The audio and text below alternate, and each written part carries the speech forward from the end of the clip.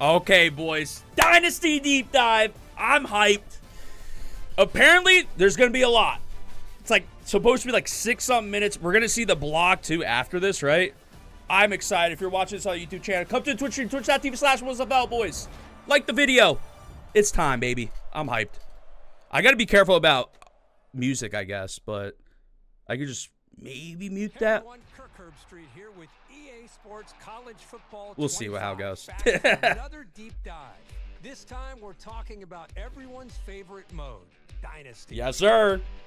Online Dynasty in College Football 25 can accommodate up to 32 teams. Oh, that looked clean. Friends for up to 30 seasons. Today we'll take a closer look at the new 12-team college football playoff, recruiting, the transfer portal. Yes, I want to see the portal. I want to see the portal so bad. Your program unique. College football I'll make myself small. Seen seismic changes over the past few years. And in EA Sports College Football 25, I like the screen a lot. The UI looks nice. While building your program the way you want. I really like how the gameplay looks, man. The debut of the new 12-team college football playoff, and you can play it first in the game months before the real thing. We've already been playing it. Revamp, baby. Looking like me out here. Throwing picks. Recruiting is the lifeblood of college football. Yes. And in a world of unlimited transfers, managing your dynasty roster has never been more important. Evaluate your needs and opportunities for talent upgrades at the start of each season. The best way to build a powerhouse is to recruit through the high school ranks. So let's fill up your recruiting board. Each year, over 3,500 high school recruits are generated from all over the country. I like that. I like this page right here. It looks clean. Like South Florida and Metro Atlanta. Do research to find recruits that best fit your program and determine who you can realistically land. A recruit's interest in your school is decided by 14 different pitch grades like proximity to home, playing time, and brand exposure. 14. So you'll need to discover how your program's pitch grades align with your recruit's desires, in addition to scouting for talent. That's pretty cool. Obviously, we've had that before, but I really like how the user interface looks. If your program cannot provide, the recruit will lock you out. Deal breakers also drive a player's decision to enter the transfer portal. Monitor at-risk players and get one last chance to convince your favorites to stay. Track your recruits as they narrow down. I love that. I mean, that had to be in there, but I love that. More interest, and then set up school visits when the soft sell and hard sells too.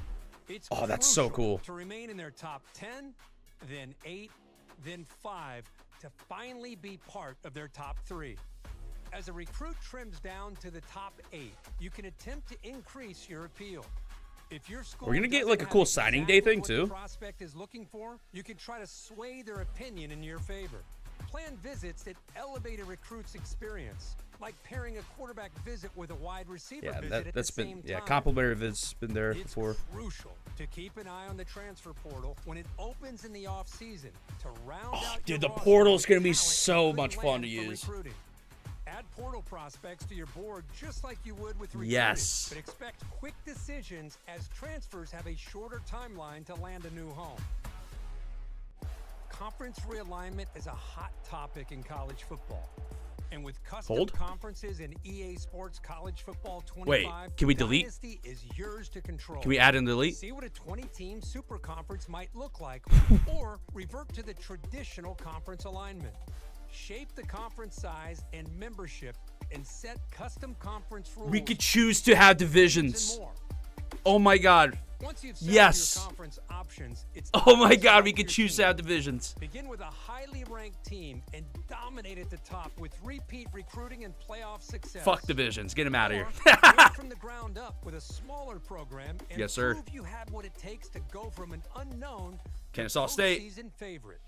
Oh, those jerseys look clean. Dynasty without talking about your starting job. Yeah, spoilers for the tier list. They're a top team for us. Defensive coordinator and climb the ranks to use in Dynasty. Or take over a program as the head coach right away. Oh, Choose from I'm one of hard the right three now. base coaching types to start. Okay. Your coach Recruiter type will all day. determine what coaching skill tree you start with. From there, the abilities Recruiter. you acquire as you progress will determine what kind of coach you develop. Oh, this is so in-depth, though. Unlock additional skill trees with better abilities. Or, if you build up multiple skill trees, you can unlock hybrid trees that leverage a more diverse skill set. The coaching carousel is an important part of every coach's journey. Whether you're the head man at your dream school or working your way up, the carousel is your way of fielding offers from other programs. Head coaches in Dynasty can actively manage their coordinator positions. So if one of your staff takes a job elsewhere, or you decide to cut ties for other reasons, you can use the carousel to replace them. Remember, even the They could go to the NFL too. I don't think that's been there before, has it? I feel like it's either fired or left for another school. Doubling down on your existing strengths to max out your benefits, or seeking out balance for a well-rounded staff. Choose wisely. The decisions you make here will matter to your program's success and your coach's future Heisman, Graham Mertz. The benefits of coach talents are stackable. So if your head coach and defensive coordinator, yeah, right. They've never went to the NFL before. That's really cool. That ability will be greater.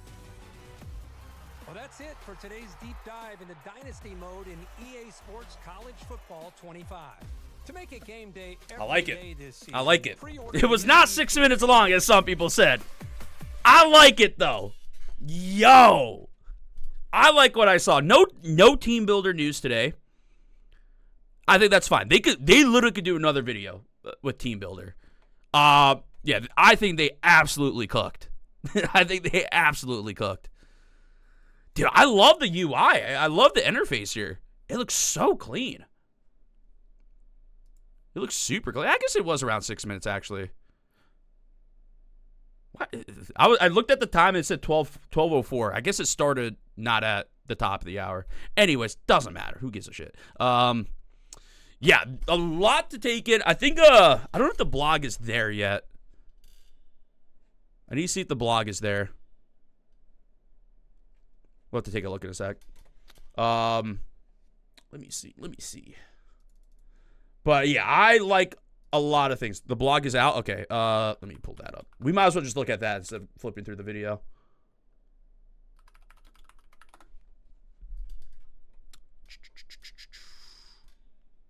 I am pulling it out. Gameplay. Nope, not what we want. Dynasty Deep Dive. Here it is. And it is a lot. This is a lot, boys. You can look at the scroll wheel. There's a lot here. Okay. Let's check out the Dynasty Deep Dive. I'm not going to read the whole thing, but you can just scroll through here. Building Dynasty. So you can build your coach, build your program, blah, blah, blah, blah, blah. Oh, man, this looks so clean, though. I just got to say, the menus look so good. They look so good. Jeez. Love how the way it looks. Okay, build your coach.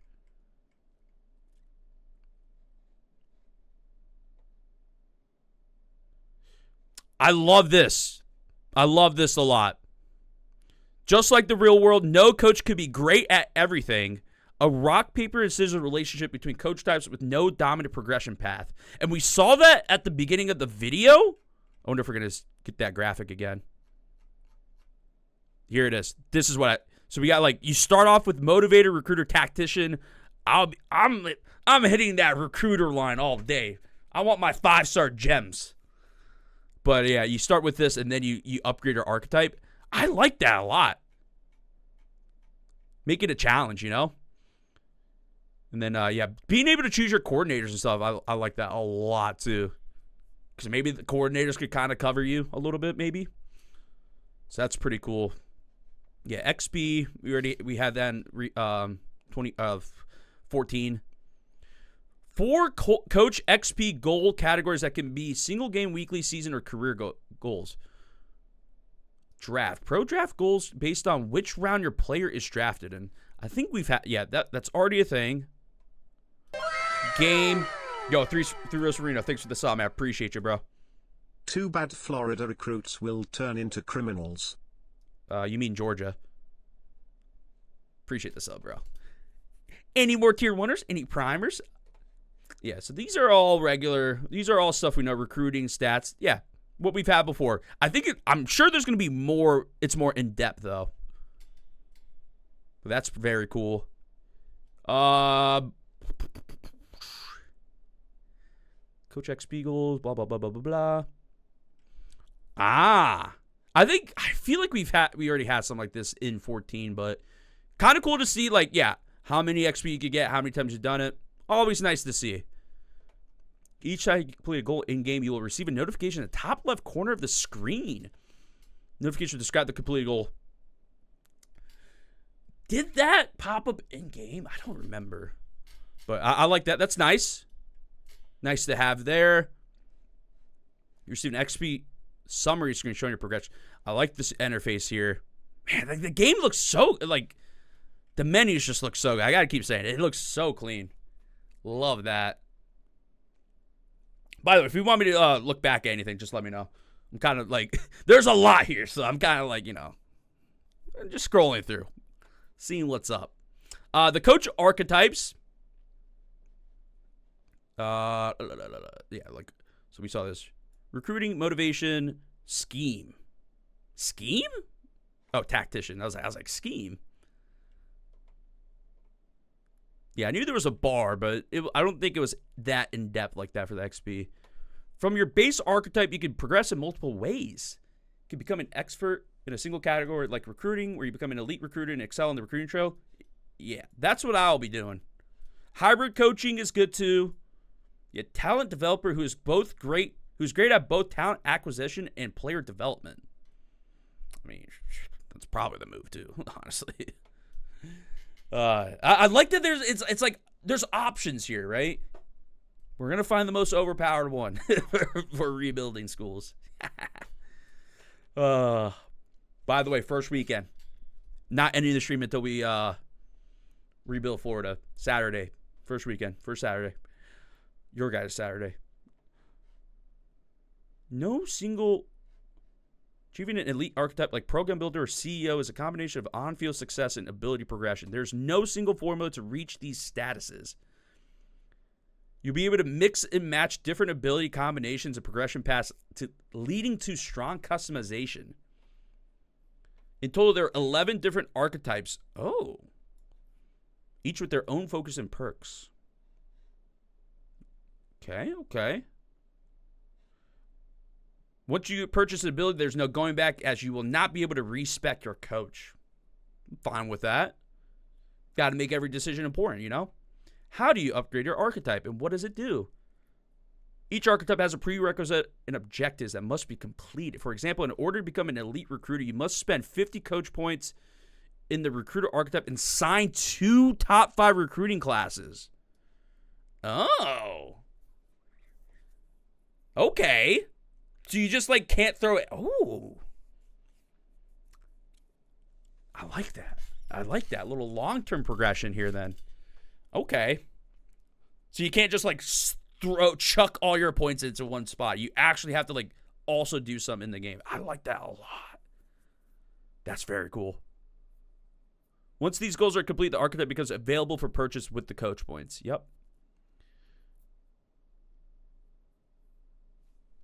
When creating a coach, you will be able to select which base archetype you want, and then the other 2 will be available for purchase with coach points without the need to meet any additional requirements. But they all have their own coaching tree, right? Purchasing an archetype with coach points unlocks new sets of abilities as well as new opportunities in the coaching carousel. Each archetype has a perk when it's active. For example, Tactician has the winner perk, which awards additional coach XP every time you win a game. This feels like it's going to be pretty nice to have. Active archetype is automatic. Your active archetype is automatically determined. If you own the program builder or CEO archetypes, they will always be your active archetype regardless of how many coach points you've spent in other archetypes. If you do not own these archetypes, your active archetype is the archetype you have spent the most coach points in. All owned coach abilities are always on, regardless of which archetype is currently active. Like that. Very cool. Your progress can be viewed in the coach ability screen, which is accessible from the coach tab of the Dynasty Hub. This way you can see all the available archetypes that unlock requirements and perks and your overall progression in each archetype. Yeah, so this I guess not the coaching tree, but the spider graph thing that you can see where all your perks are, like that. What is this one? Motivator, culture setter who is strong in player development. Active or archetype perk, grow together. Gain XP whenever a player levels up. Master motivator. Oh, so here it is.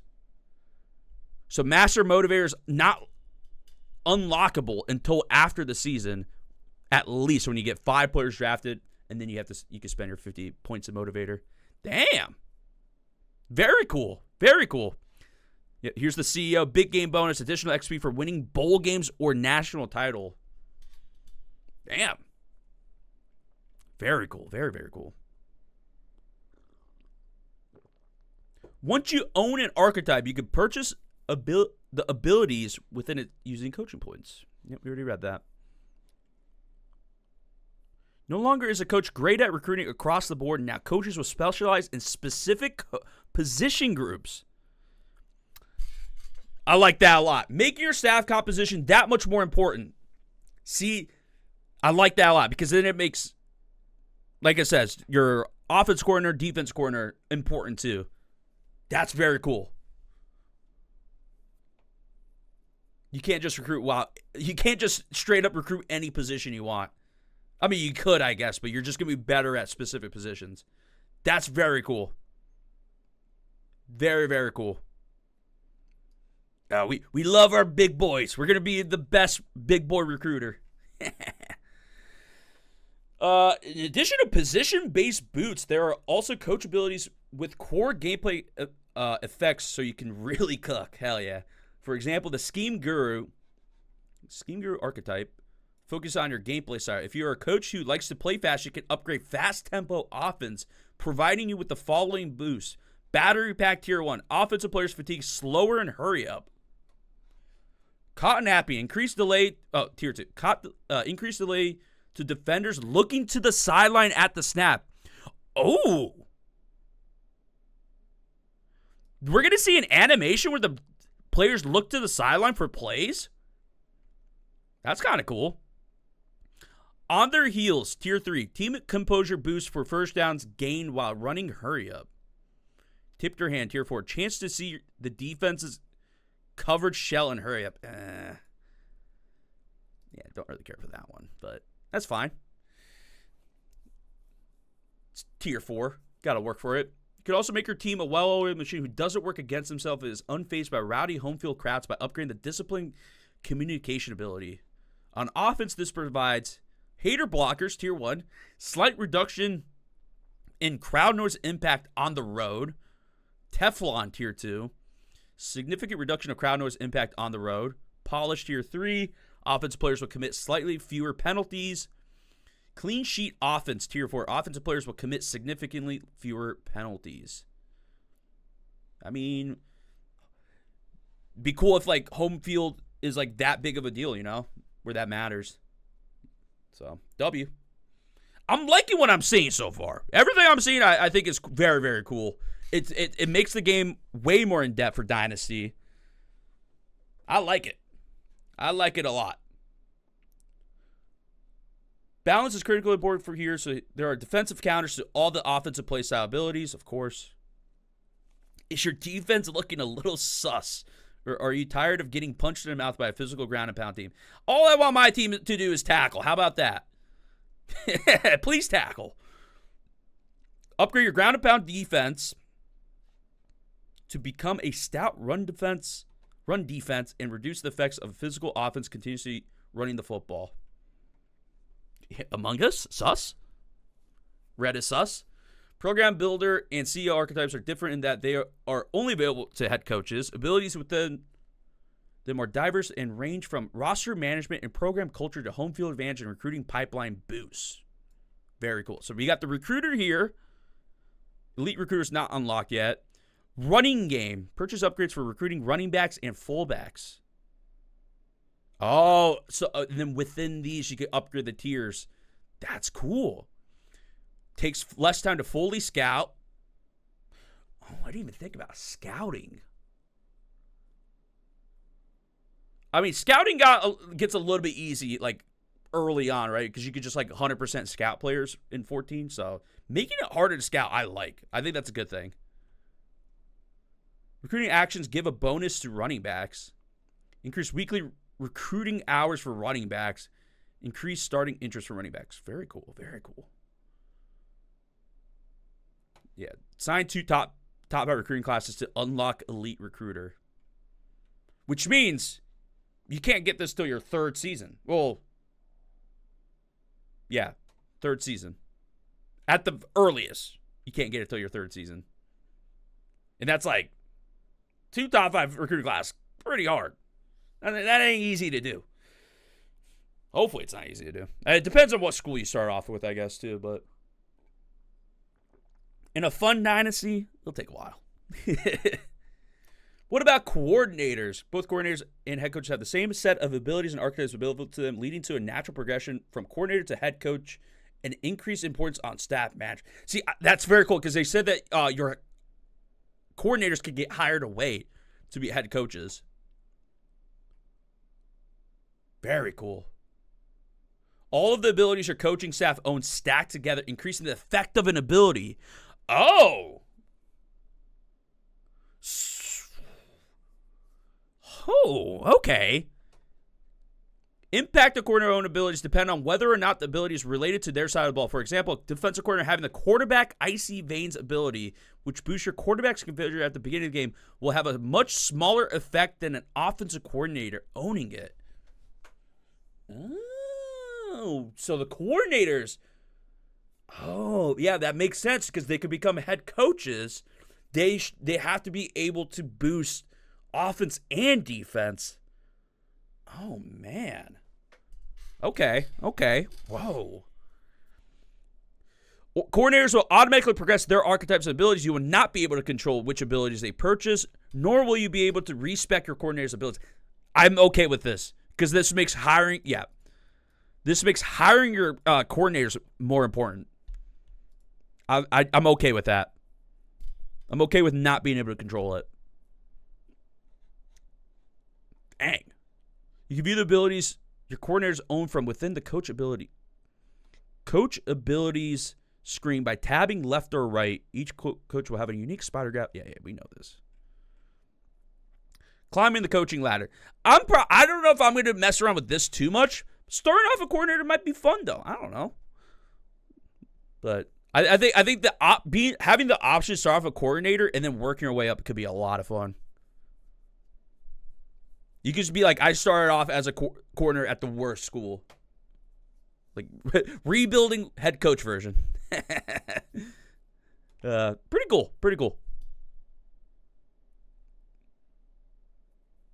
cool. School expectations are determined by the school's current team prestige and program standard. The better the school, the higher the expectations. Yeah, obvious. Win X amount of games, win a conference championship, make the college football playoff, win a natty. Yeah, that makes sense. Yeah, coordinator head coach dynasty could be a lot of fun. Job security will fluctuate throughout the season based on the results of your games and whether or not you are trending towards meeting your coach contract expectations. The further you are from meeting your expectations, the bigger job security will be hit. If your job security gets too low, you will end up on the hot seat. And if your hot seat gets too hot, you'll be fired and have to look for a new job in the coaching carousel. Meeting or exceeding your goal will result in increased job security. Of course, if you don't like the possibility of being fired, you can always turn off. Yeah, of course. Job security is a function of your ability to meet your contract expectation. Every win and loss counts towards your expectation. With that being said, not all wins and losses are created equal. Beating a higher ranked team will have a larger impact than beating one of the generic FCS teams. Similarly, losing to a generic FCS team is not a good look. Obvious. Like that. Hopefully I don't lose. That'll be tough. A plus F. Yeah, this is like pretty normal stuff, yeah.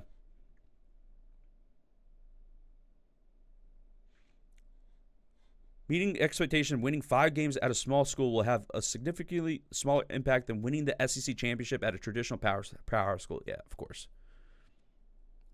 End of the contract, school evaluate whether or not they want to extend your contract based on your performance, blah, blah, blah, blah, blah. If you are offered an extension, you'll be notified that the school, it will automatically be accepted. Yeah, I mean, this has been there for a while. You can always leave. Yeah, you don't have to take it. But yeah, you want to the auto extension is there so that you don't screw it up. I almost did today in 14. Current coach contract job security says, yeah, cool. When signing your contract, you have the opportunity to look at the last 20 years. This is a very similar graphic to what's in 14. Very, very similar. Almost identical. Very similar graphic. You see the same thing in 14. God, come on, FCS West. Come on, dog. Come on, man. I do like this is like you sign this contract, here's the job security each year. I like that. That's very cool to see.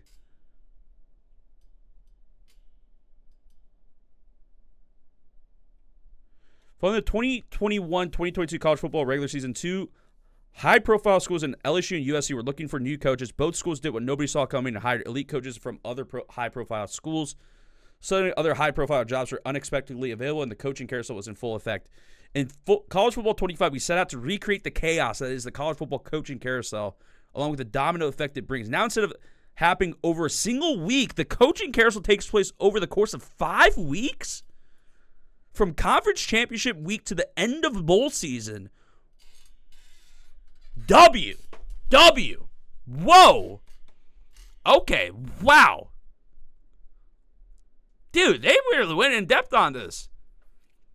Additionally, the carousel is now an asynchronous experience. I'm pretty sure that's how you say that word. Where each user can evaluate their offers without the need to wait on someone else. Okay, so multi-user online dynasties. The entire carousel experience won't be held up because you're sitting around waiting for your friend to get on and evaluate their job offer, only for them to tell you they want to stay at their current job. Very cool. Very cool. Man, online dynasty might be a lot of fun. We'll see. We'll see if the boys want to be down for that. How does the coach carousel work? The carousel kicks off during conference championship week. During the week, all coach contracts are processed and schools determine if they want to fire, extend, or let a coach's contract expire. If your school has decided to fire or extend you, you will receive an action item notifying you of the news. If you are the head coach, you will also be able to fire your coordinators during this week. Hell yeah. Once you advance the week and arrive in bowl season, the first round of job offers go out. If you received any offers, you'll be notified via an action item titled View Job Offers. Very cool. Man, this is cool. The fact that they went in depth for coaching, the coaching carousel is very cool. Very cool. I like that. That's a big thing. There's so many jobs in college football. It's just bound to happen. Just because you didn't receive any offers in the first week of bowl season, or if you didn't like the offers you received, doesn't mean your carousel experience is over. Because it takes place between multiple weeks, and as schools hire and poach coaches from schools, other jobs will get available. That's so cool, man. That's so cool. When viewing a job offer, you'll see the school's new coach preferences, what happened to their previous coach, and who the top candidates are for the job. You also see the contract they are offering you and what the contract expectations are. Once you accept an offer, you will stay with your current school until after the national championship game, which is when all job changes are processed. This allows you to take one last ride with the current team and coach any bowl games they play in. That's kind of cool. Okay.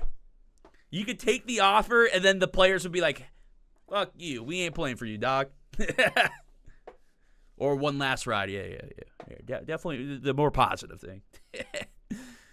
Countdown at the top right corner of the Dynasty Hub inform you how many weeks are remaining until you change jobs. If you accept the head coach position, you'll be able to manage your staff and hire coordinators at your new school during the rest of the carousel period. Dude, a coordinator start might be really fun. Like I need to think of like a video or something like that to start as a coordinator. That could be a lot of fun, building up from a coordinator to head coach. If you're fired or your contract expired and you did not accept a new job before the end of the carousel, you will be automatically placed on a new team after the natty. Man, that's so cool. How do schools determine who they want to hire? Level. The higher a coach is leveled, the more powerful they are and the more abilities they have. Schools are always looking for the highest caliber coach. Scheme. Certain schools, like the military academies, want a coach. They are making sure the military academies run the triple option still. Oh, my God. That's the fact that they put that in the game. Awesome. Very cool. Very cool. Archetype. Which means like air raid offenses like Texas Tech are going to stay at air raid offenses. Oh, that's so sick.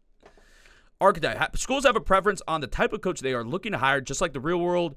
Blue Bloods prefer elite coaches who are a program builder or a CEO. Fuck yeah. Hell yeah. Pipeline. All coaches have a primary pipeline which provide a boost in recruiting. Yes, sir. So it's meant to simulate an area of the country where they have strong ties and relationships with recruiting. Schools prefer coaches whose primary pipeline is the same as one of the school's recruiting pipelines. Jeez, it's tough to read. Primary pipelines is very cool. Coach's prestige is compared against the school's team prestige. 5-star program is not going to hire a coach who is a mid and only a C- coach prestige. Fair. No, coaches didn't have pipelines. It was always the schools had the pipelines. So coaching having pipelines makes more sense. But I don't know about more sense, but it makes a lot of sense. I like it. Man, the amount they put into this is so cool.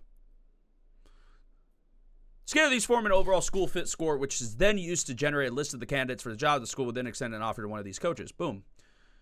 Game theory and the domino effect. Is it important to keep in mind the domino effect when you're evaluating whether or not to accept an offer? Just because a job isn't open today. Yeah, we already saw that. Blah, blah, blah, blah, blah. You can see all the coach movements across college football world in the staff move screen. Here we go. So, yeah, this is the screen where you can see all the stuff that's been offered to you, I guess. Yeah, job offer, job downgrade. I mean, yeah, going from Oregon State to Memphis, although, is it really that much of a downgrade now? Oregon State doesn't even have a conference, dude. Woo, that's funny. That is funny. Oh, there's multiple pictures here. Have I been missing the multiple pictures, or is that the first one with multiple pictures? I think that's the first one. Okay, that's the first one. We got this picture. So you go from here, and then bang. Oh, I didn't even see this. Oh, okay, this is different. So there's a bar indicating. Oh, okay, I understand. These are the jobs you've been offered. The down arrows over here tell you that it's a job downgrade. The next page are all the coaching openings, because you can see head coach, defensive coordinator, and you can see which ones are downgrades and which ones are upgrades. And then this is, I guess, same level job. Dang, okay. I don't know what the red would, I mean, how likely they are to closing the job? How likely you are to get that job? I don't know. Because you would think the downgrades would be higher. And there you go. Staff moves. I like the fact that it has the coaches could go to the NFL. Because we did not have that before, I'm pretty sure. Very cool. You can see the hot seat for guys. I mean, this guy got fired. So level 25 motivator. Scheme. Alma mater. Record with the team. Top 25 record. Rivals record. Damn. Also, shit, Cincinnati fired their coach after 1 year. Lol. As a head coach, you will now have the opportunity to manage your staff and fire coaches. Remember, our coach archetype system does not allow you to be great at everything, making who you surround yourself that much more important. Yes, I like it. You'll be able to fire coordinators. Okay, so conference championship week is the only week where you can fire your coordinators. After that, you are unable to replace a coordinator unless they are hired away by another school. Okay. Coordinators will not leave unless you fire them or they are hired by another school. Oh, wait, what? After you are unable to replace a coordinator unless they are hired away. Oh. Huh. If you're, okay, here it is. Because this one said they could get hired away. This right here. If your coordinator has 1 year or less remaining on their current contract, there's a chance they will be poached and leave for another job. So they won't leave in the contract, but their contract is expiring. They'll leave. That's fair. If this happens during the carousel, you'll have an opportunity to hire a replacement. Yeah, very cool. Very cool.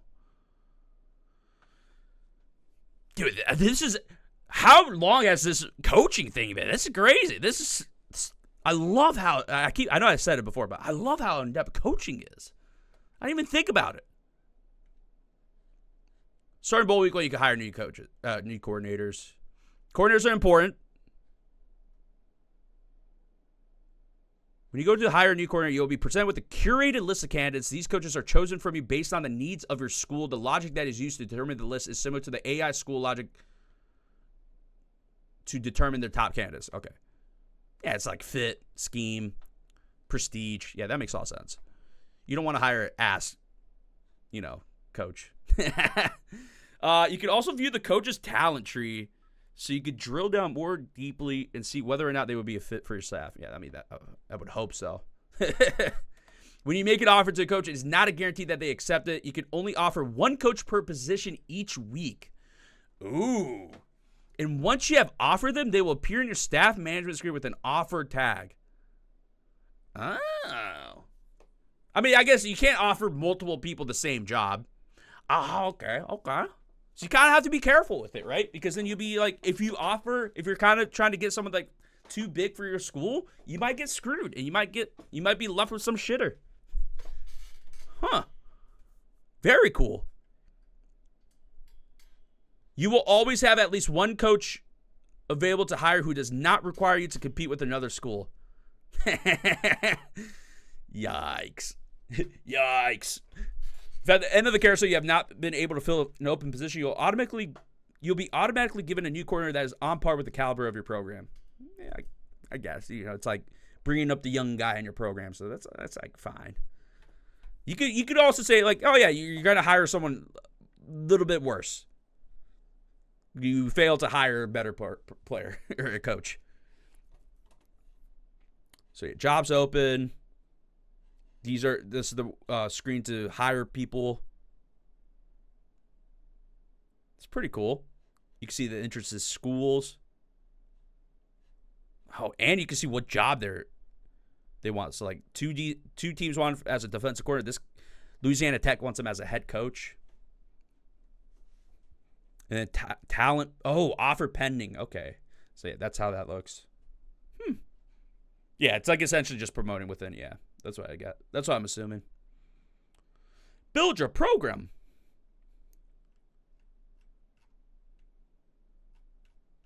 Okay, so this is recruiting.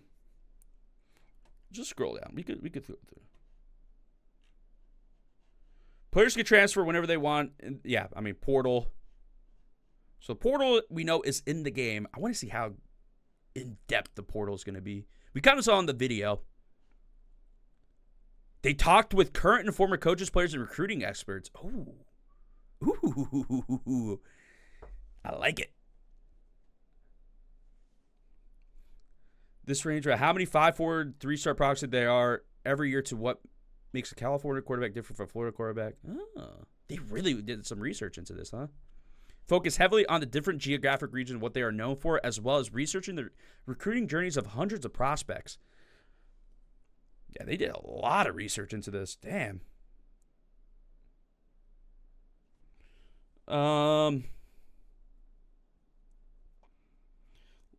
Spent time talking with their community on what they expected from recruiting program management. They didn't talk to me.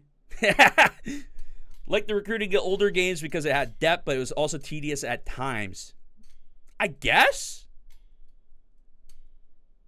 Yeah, this is that. Oh, okay, I understand. So, and then the 14 was fast, but it was also shallow. Nah, this is why I was like, I was like, I don't know if it was tedious. It got like, it gets like pretty streamlined after a few weeks. But yeah, the combination of older recruiting and then 14 recruiting would be pretty good. Yeah, you want to establish the relationship with the prospect. That's exactly what I want. Blend the two so that recruiting felt meaningful and allow you to build a connection with recruits through discovery while also being conscious of your time each week. 4 core goals when building a program. Humanize recruits by giving them unique needs and motivations that the player has to discover by interacting with the recruit. Differentiate regions of the country by player caliber, quality, and type to authentically capture high school talent based on historical real-world data. Midwest, Lyman. Farm boys. Represent the different resources available to schools, ensuring the top schools can blanket the country while small schools will need to be more targeted with their approach. Make the transfer portal feel authentically unpredictable. Huh. We are introducing a new staged recruiting experience built around the 3 distinct phases: discovery, pitch, and close. Just like the real world, every recruit will be in a different stage of their process. Where they are in the process will dictate how you interact with them and the level of engagement they require. Oh, so then, yeah, because you're like, you can always flip players, but it might be harder to flip players, late, depending on the stage. Yeah, that makes sense. Discover in this initially, you're finding which prospects to target, what the skills are, and what they care about most. This stage is all about uncovering information about the recruit as quickly as possible. The sooner you can discover how well they align with the program, the better, as time is of the essence. Once a recruit announces their top 5 schools, it's time to pitch. During the pitch phase, you're selling the recruit on your program and what you offer. Dude, that's so cool. Yes, thank you. I want to be able to, I want to be like, look, you want this thing? We can offer that to you. You want to go to that school? Nah, come to our school. Our school's better. We got money. Maybe Rick Pitino's your coach. Hey, maybe you might be like, we got some hookers, Or didn't Hugh Freeze do that same thing too? Yeah, maybe not that in depth. Woo! This is where you bring the recruit in for final stage is closed, bringing him in for an official visit and attempt to leave a lasting impression about your program. If the visit goes well, you make huge gains with the recruit and possibly secure a verbal commitment. Ultimately, the recruit will make their final decision on a national signing. Dude, it's going to be devastating when you think you got the verbal commitment on a top prospect and they flip on signing day. That's going to be so devastating. It's already devastating IRL. The fake made-up players are going to be even more devastating in our dynasties. Before we dive deeper into each of these, let's start by discussing how each program recruit is unique. This is a long one, boys. This is a long one. Every school is graded from D- to A+ across 14 different categories, which comprise their My School grades. Okay, so let's just go down. Playing time represents how long it will take for a player to become a star at their position. Playing style, representation of how you play. Makes sense. Championship contender, yeah, you know what that is. Program tradition, program's history, success over time based on a number of conference and national championships, total wins, and awards won. I wonder if that's why Rutgers has like a B- tradition. They just been around forever. In 14. That's what we're doing on stream. In case anyone's watching this on YouTube, you guys made it this far. Streaming every day right now. We're doing a Rutgers Dynasty until college football 25 comes out. Campus lifestyle. This is the representation of the city and area surrounding the campus. Yep, pretty cool. Beach might be nice. Stadium atmosphere. This is driven by the stadium's toughest places to play ranking, which is determined by its team's historical performance in home games. Then why is Texas A&M number 1? Pro potential. Projection of how likely it is that players on the current roster will play on Sundays. Makes sense. Brand exposure. Grades a team's overall brand recognition, that potential NIL opportunities a player can get at the school, and how often the school plays in prime time games. Academic prestige. Ranks all universities based on real-world academic rankings. Conference prestige. This represents the overall strength of a conference. Duh. Coach prestige. We already talked about that. Coach stability. How long the coaching staff has been in place and how long they are to remain there for the next 4 years. Athletic facilities. Oh. This grade measures the quality of athletic facilities for the program. Waterfalls and barbershops are a plus here.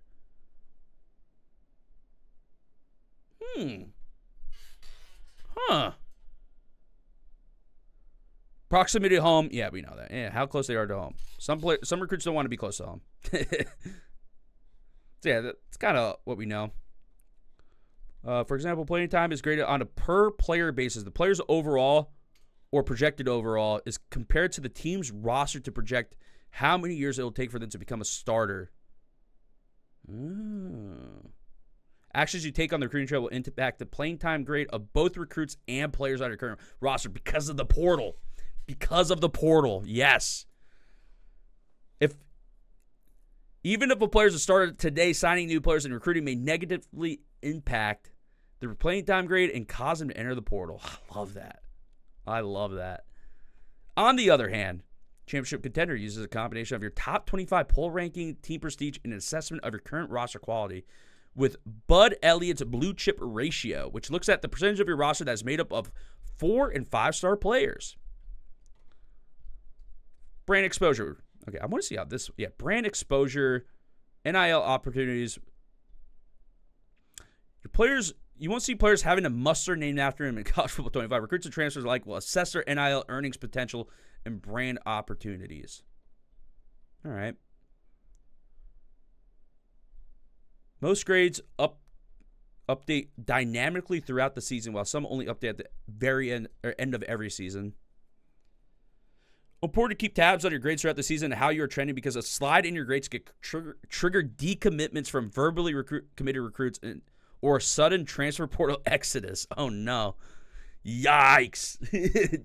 Hey, don't be bad. And you can avoid that. Yikes. Disaster season, everyone just leaves. Whew. Grades will also play a pivotal role in recruiting and will determine how well your pitches land with a recruit. Yeah, obviously.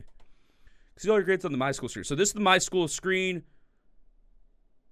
Recruiting board, prospect led transport of My School top classes. This is the different categories that you could work on to pitch to recruit. Grades, obviously for blah, blah, blah.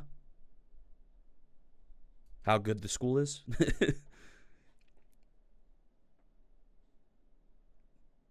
Rice, Stanford, Northwestern, Cal, UCLA, Duke are the top academic prestige schools, huh? Where's Florida? Florida is actually a top pretty good academic school. Florida should be up here somewhere. Actually, though, no joke. Yeah, Stanford in the ACC is crazy. That's still a crazy thought. And then this is Championship Contender, and you can see where they're ranked here. So Stanford's a C-, they're 75th ranked. I like that it's all, like, you can see the actual rankings and, like, where you are compared to, like, other schools. I actually really like that. That's a really cool, like, thing to have. How to improve Bud Elliott's blue chip ratio. Impact, very high, 3%. Current media poll rank, very high. Players at risk, so you can see the players at risk of leaving. Oh, very cool. Very cool. I mean, no one's leaving Stanford for academic prestige. Each week, the game will surface this information to you in a weekly summary, allowing you to quickly see the health of your program and any changes. My School Report will show you grades that were positively or negatively impacted by your actions in the last week. Oh, I like that. So every week, oh, that's so good. That's so good. And you can see where your school is ranked overall, right? Oh, no, this is still Championship Contender. Okay. So it's based off of each category you'll get ranked. I like that. That's so cool. Yes, sir. Arizona's saying the Big 12. As of 2 days ago. My School grades from your team prestige, which can be thought of as your My School GPA team prestige grades, team from 0 to 5 stars, in half-star increments based on their current My School grades. Very few programs. Oh, this is it. Okay, so this is the overall team grade right here. Team prestige. Makes sense. We've had that before. I didn't see it at first. Cool. Each season, more than 3,500 recruits are generated across the country, just like a real one. Every class is different. Some years will have a plethora of great quarterback talent, while others will have fewer great prospects. Quantity and quality of prospects in each region of the country will vary. Blah, blah, blah. Southern California is known for producing great quarterback talent, while East Texas consistently produces some of the best wide receivers in the country.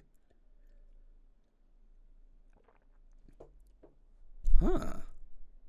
Oh, so even like size. That's so cool.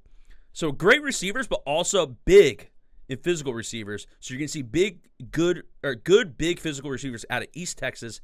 South Florida is going to produce the fast, deep threats. Yes. That is okay. They went that in depth like that, huh? That's very cool.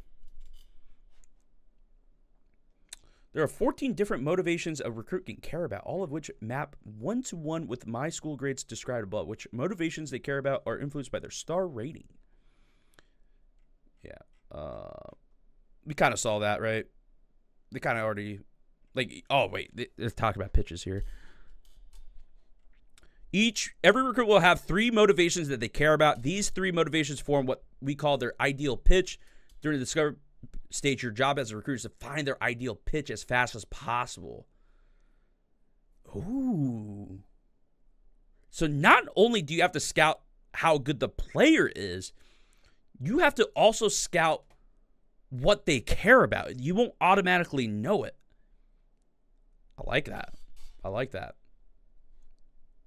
Chance one of their 3 ideal pitch motivations is also a deal breaker. Deal breakers represent a motivation that a recruit is extremely passionate about. Yeah, we've had that before. Deal breaker stays with the player forever, so once they are on your roster, they will still have the same deal breaker.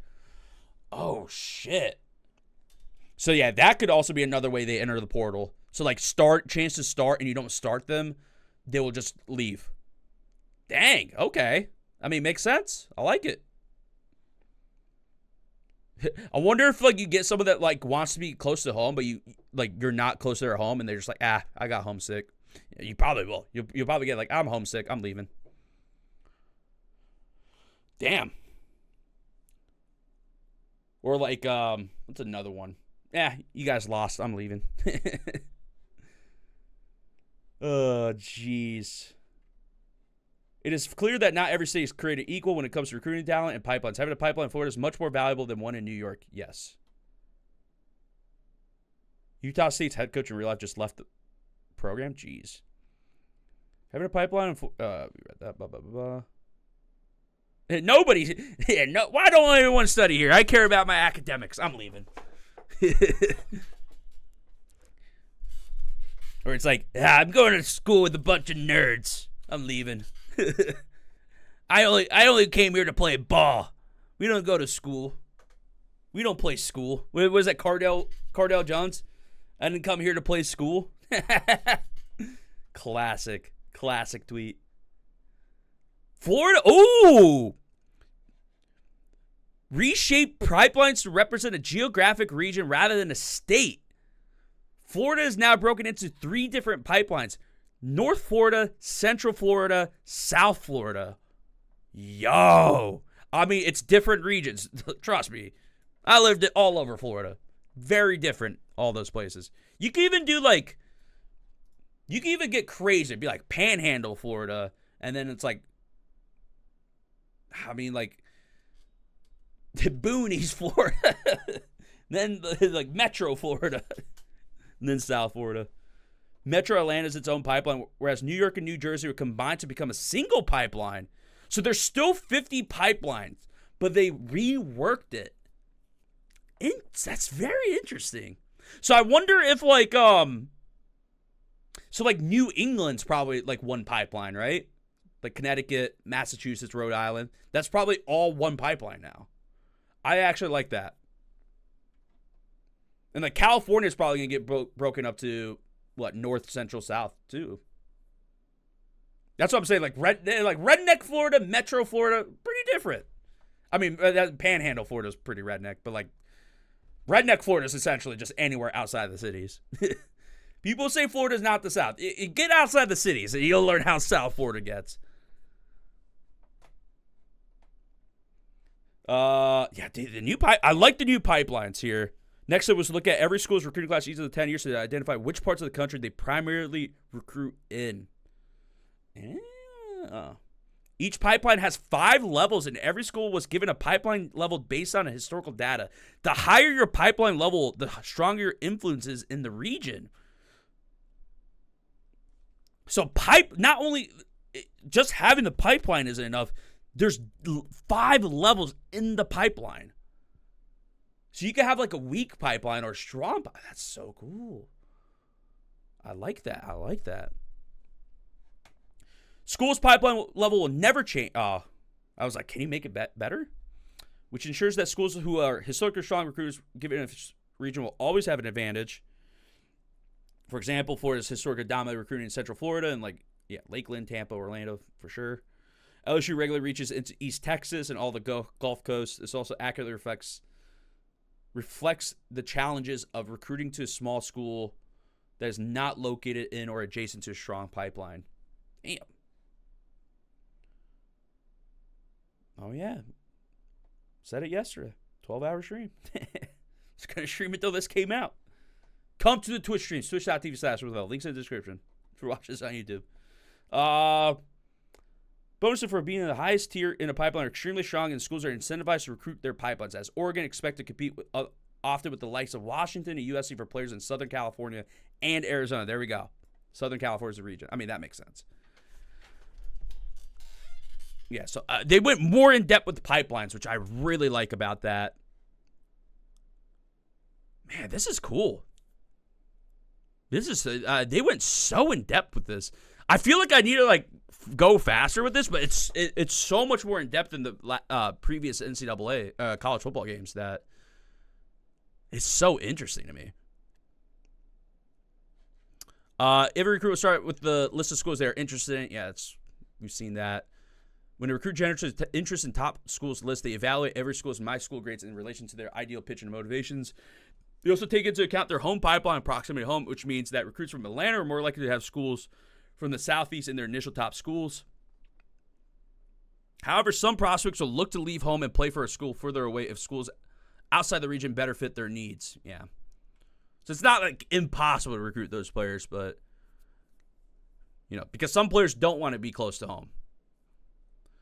Most of they want the academics. Yeah, there you go. Academics. For example, as Rice, you will often see that the recruits who are interested in your schools are also interested in Vanderbilt, Northwestern, Stanford due to their high academic prestige.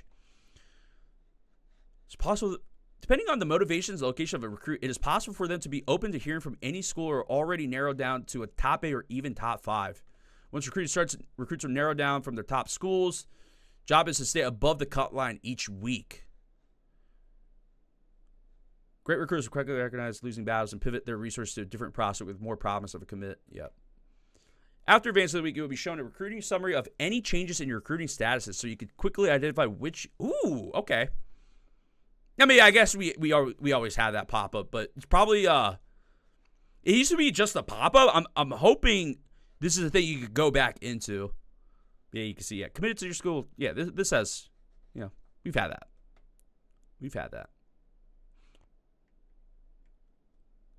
Oh man. Rotogold deep dive is next. Yes. All right. Stage 1, discovery. Prospect identification. Discovery starts with prospect identification. You can find prospects to recruit from the prospect list. Recommended filter uses the same logic as the AI. Blah, blah, blah. Quickly filter a prospect list by using L2 position filter and R2 filters, which allow you to filter by top prospect, star rating, and state. If you like more control in your search, you can use advanced search. Yeah, we've had that before. Position, player type, archetype.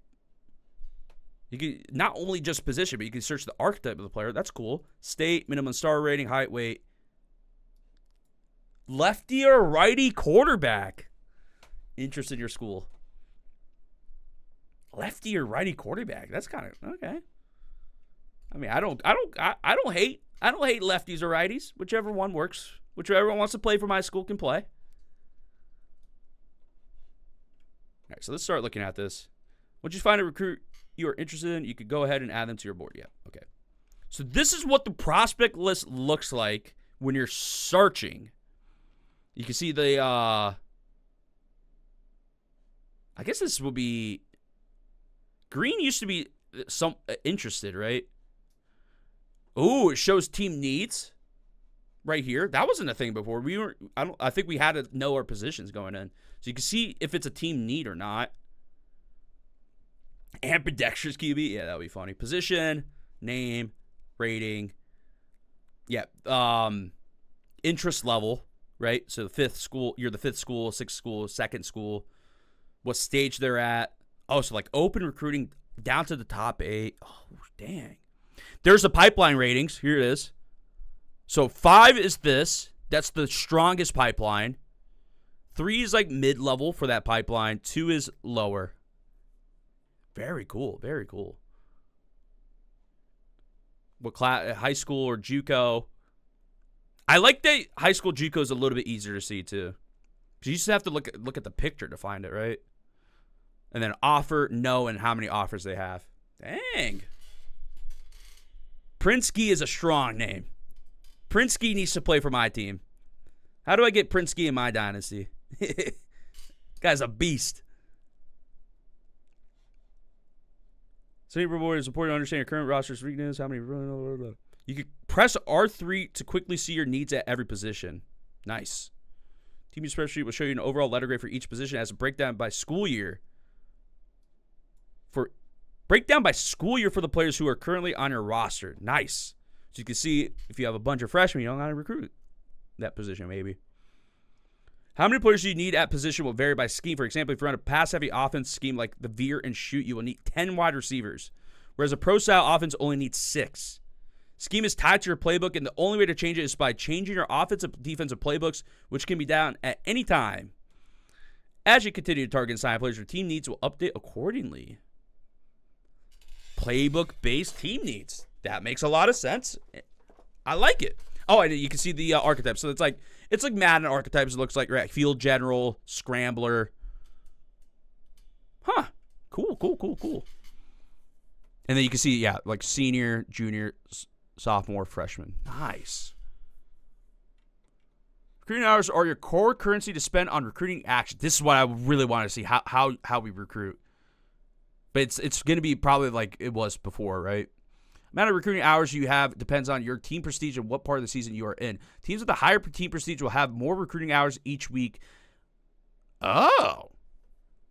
I guess that makes sense, yeah. This meant to model the recruiting resources the program has. The higher tier programs having significantly more resources available to them. For example, in the preseason, a 5-star program will have 1,000 recruiting hours compared to only 350 for a 1-star program. Damn. That is a huge difference.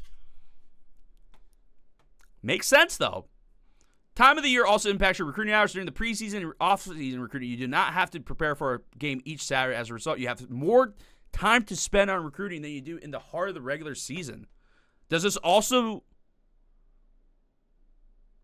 I guess, like, you still have to prepare for a game, but, like, does this include bye weeks?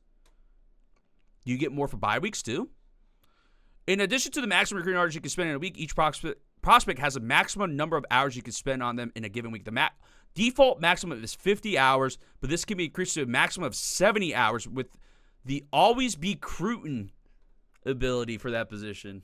I like it. Do I think NCAA outsells Madden? No.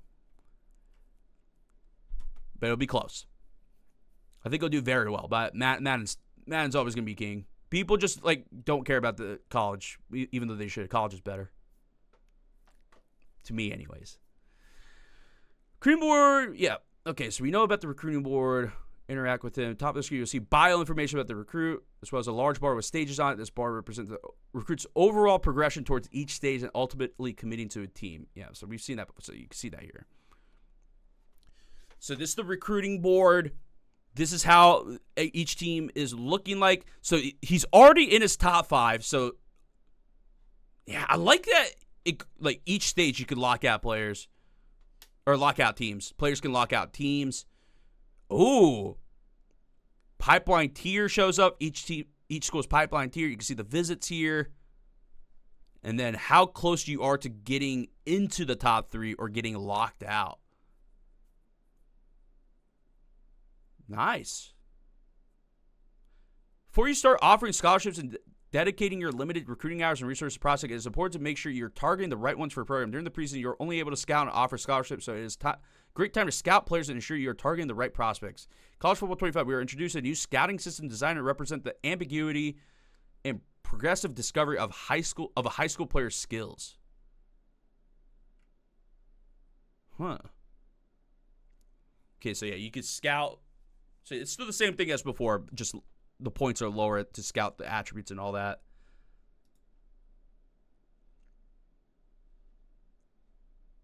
Oh, mental traits, too. Team player and stuff. Abilities. I like that. I like that. So they went 60% scouting shows this. So not even like only some attributes and like where they might be. Dang, okay. 100% scouting doesn't depth trait, development trait. This trait can be learned early by purchasing the mind reader ability in the strategist archetype. Wow. So some recruiters can't just straight up won't know development traits. I didn't even think about development traits. Dang. That's cool. I like that development traits are there.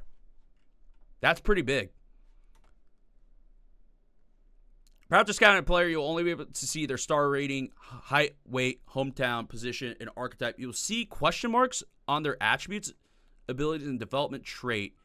The attributes represent the top 10 ratings for each archetype. Unscouted. Partially scouted, mostly scouted, fully scouted. Okay, yeah, I mean, it's fair. Attributes and abilities are able to scout a player's development trait is not yet. We saw that. We just saw that. As a result of our discussion, the primary time you will unlock a prospect's development trait is on national signing day. However, if you own the mind reader ability, there's a chance you will learn their development trait when you spend time with them during the... Okay, so you will learn the development trait after they sign, for sure. But this ability will help you learn it earlier to decide if you want to keep recruiting them or not. This ability might be pretty important to have. Man, I like that there's like somebody, like you're not going to be able to have every ability too, right? It's like the whole thing. Dude, recruiting could get nutty. I like that. Yeah, I'm liking everything I'm reading. I keep saying I like everything I'm reading right now. This is cool. Level of ambiguity and uncertainty around a player's skill set is higher for lower star rated players. This is because of how much visibility a top prospect get from social media scouts and high profile camps. Conversely, lower star rated recruits generally have less visibility, which leads to a greater level of uncertainty and unknown what their true skill is. This creates an opportunity to find a diamond in the rough. The gems. The gems. Yes, they're back. The gem bust system is back. Chance you identify that their true skill is actually better or worse than their star rating indicates. That, for example, a 4-star bust is really a 3-star quality prospect, while a 4-star gem has a skill level of a 5-star. Of course, even if a player's a bust, it doesn't necessarily mean they're a bad player. A 5-star bust is still going to be pretty darn good. That's fair. Yeah, I like the dev traits a lot. I think having the dev trait, the mind read ability is going to be cool, but it might be fun to be like, all right, signing day, boys. We find out how good or bad these guys are going to be. It's like bad dev traits, like, ugh, brutal. It's like draft, right? Madden franchise drafting with the dev traits. Although you can't even see him off the rip, right? You have to play games. This has created a lot of variance, and lower star rated prospects provides you with the opportunity to build your program with high quality players who slip through the cracks of the recruiting rankings. Landing top blue chip prospects is incredibly difficult, so this can be a highly effective recruiting strategy to build your program.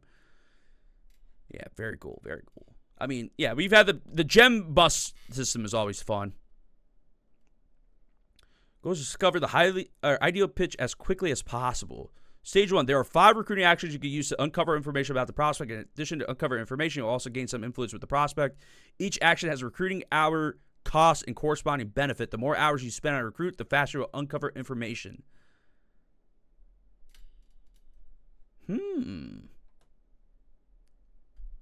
Oh, in franchise, you can see normal dev off the rip. Yeah, this sounds like you don't know anything, which I like that. Until they sign or you have that ability.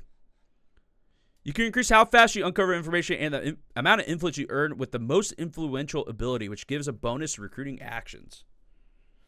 Dude, I just thought about something. Like, there could be cool videos to do with, like, I only use, like, you could say, like, I rebuilt blah, blah, blah, only using this ability or something like that. There's something there. I'm gonna write it down. There might be something there. 5 recruiting actions are as follows. Offer scholarship. Search social media. Spend some time. Oh, hold on. Let me read scholarship because there's more. You'll gain a small weekly influence bonus with the prospect after offering a scholarship. Makes sense. You will not be able to bring them on campus for an official visit or receive a commitment from a prospect until you've offered them a scholarship. Yeah, that's fair. Why would they commit without the scholarship? Search the social media. Spend some time scrolling through this player's social media to learn a little bit about them. This will give you a very small amount of influence when they see you like their story. Just be careful not to like an image from 3 years ago. That's so funny. That's so funny. That's a thing. That's so funny. DM the player. Message the player directly on social media. Start a conversation and learn more information about the DMs. Will give you a small amount of influence as you start to build that relationship. Yeah, I like how in-depth this is getting. I mean, this is realism. Contact friends and family. Make a few phone calls to the player's family and close friends to learn a lot more about what the prospect values. This action will gain a significant amount of influence with the prospect when word gets back to them that you called when grandma starts raving about you and your program at Thanksgiving dinner. Send the house. From the recruit coordinator to every other coach, send every available resource you have after a prospect to gain as much influence with the team as possible. Or with them as possible. Yeah, so more motivations, less question marks. If the motivation is placed in red X, the recruit does not care about it. If it's a green check mark, it's one of their 3 motivators they care about. Motivations they care about. With this added depth in recruiting, we wanted to make sure that recruiting did not become a monotonous chore that took a significant amount of your time each week. I don't mind. I love recruiting. With this in mind, every recruiting action is set it and forget it. Meaning they will stay week over week until the recruit either locks you out, commits, or you decide to change your recruiting. Oh, for the points. Yeah, that makes sense. So this is what it looks like. Okay. So you add the action, and then you add which one you want to do. Oh, that's very cool. Search social media, DM the player, contact friends and family, send the house. This is all you could do on the discovery phase. Very cool. Very cool. Stage 2, pitch. So after the prospect or the recruit gets down to our top 5 schools, so you can see the bar right here, top 8 to top 5, it is time to begin pitching the prospect on your school and what you have to offer. By this point, you should have a good amount of information about the prospect and what they care about. The more information you have, the more surgical you can be with your pitch. If you did not have that much information about the prospect, you effectively be flying blind and risk pitching them on something they do not care about. Jeez. When pitching a prospect, there are 2 different pitch types you could use. Soft sell, where it's a moderate amount of influence when choosing the correct pitch. It also limits the downside risk and penalty of pitching the prospect on something they do not care about. So you want to soft sell if you don't really know what they want. Hard sell when you know what motivates them to come to your school. Pretty simple. It is best to hard sell the recruit when you know their ideal pitch. Yeah, exactly. After selecting a pitch that you'll select your pitch. Each pitch is a collection of 3 motivations, and there are 20 pitches in total. For example, the Sunday bound pitch sells a recruit on your school being a championship contender, its conference prestige, and your school's track record of sending kids to the next level. How will the pitch aligns with the prospect motivations as well as your associated my school grades ultimately determine how well the pitch lands with the prospect. You can increase the impact of your My School grades with the upsell ability. Dude, this is so good. This is so good. It's looking great, man. I'm loving everything I'm reading. If your school does not perfectly align with their ideal pitch, or if you are looking for a way to get a competitive advantage, you can always sway the prospects and change their motivation. Oh! Swaying to change motivation, successfully swaying a prospect will give them a second ideal pitch that is only available to you. Oh! Huh. It's possible that the second ideal pitch also creates a third ideal pitch combination as a result.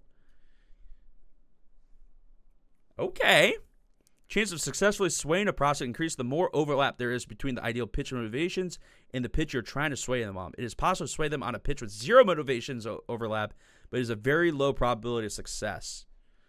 For example, let's say the prospect's current ideal pitch is hometown hero, which includes campus lifestyle, proximity to home, and program tradition.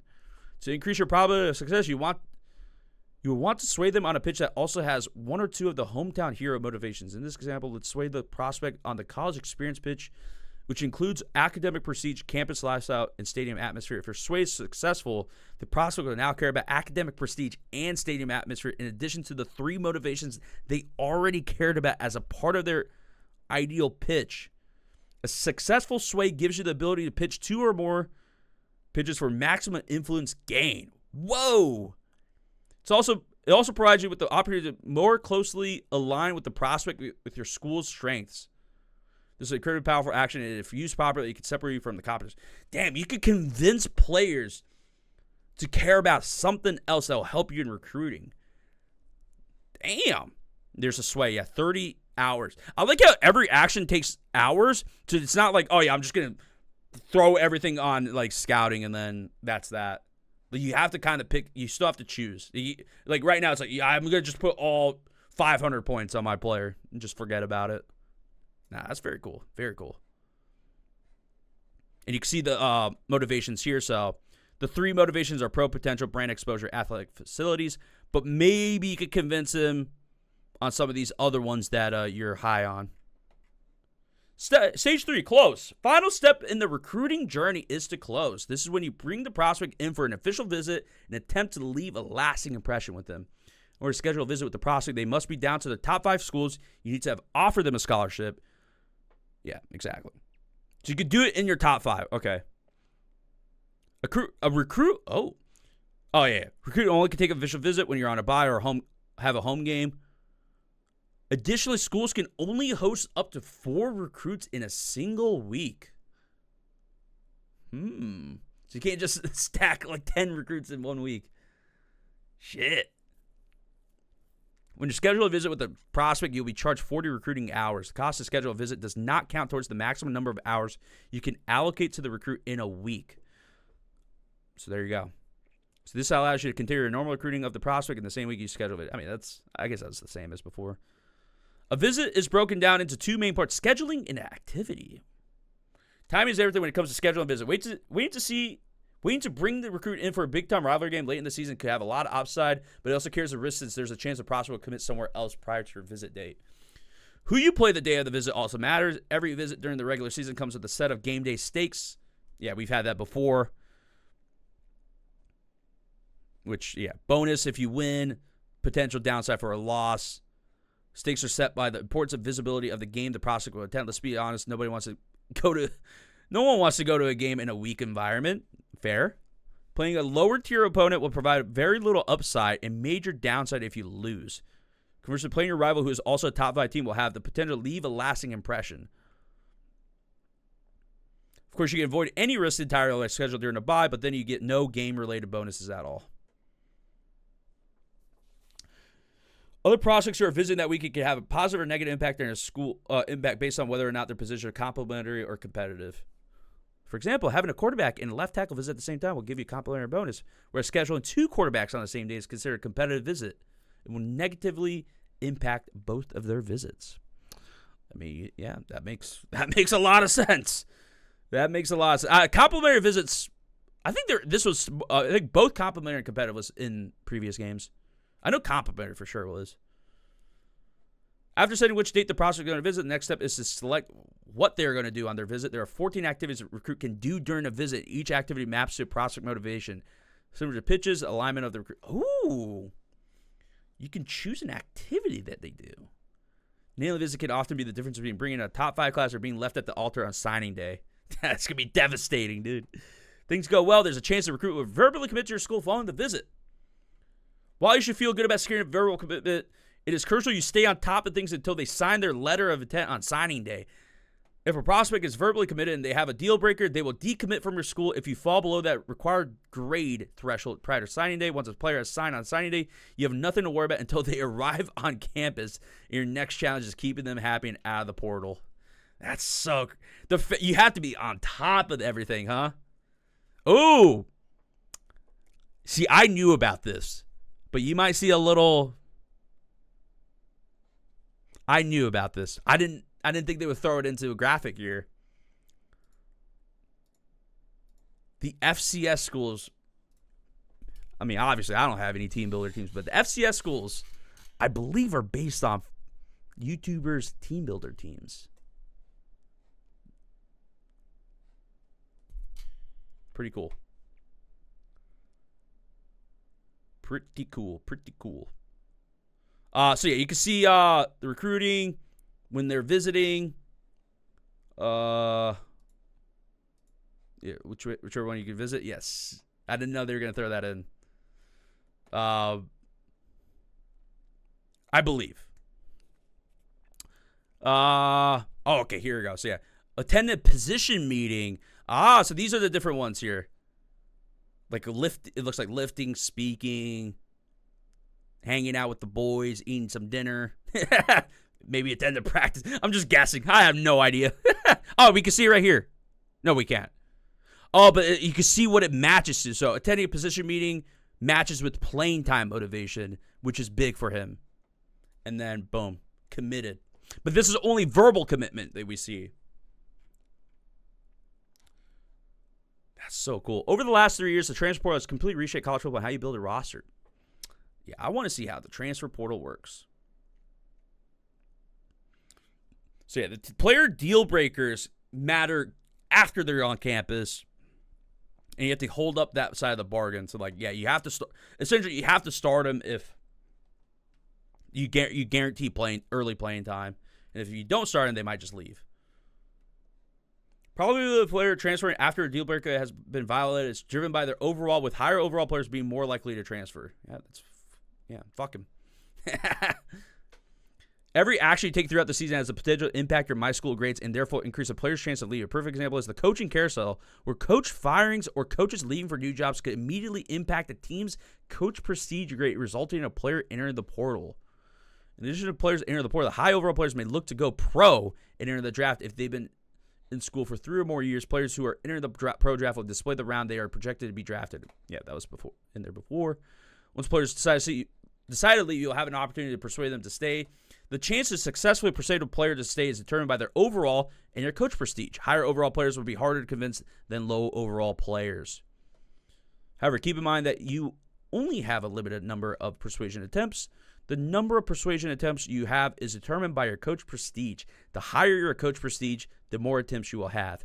You can increase the number of persuasion attempts with the gift of gab ability, and you can increase your chance of successfully persuading a player to stay with the roster retainer ability. Both these abilities are available in the program builder archetype. After advancing the week, you'll be able to see the pro draft results. Blah, blah, blah, blah, blah. When creating the pro draft results, we use real-world data pro draft trends to inform when players are drafted based on their overall position. So here we go.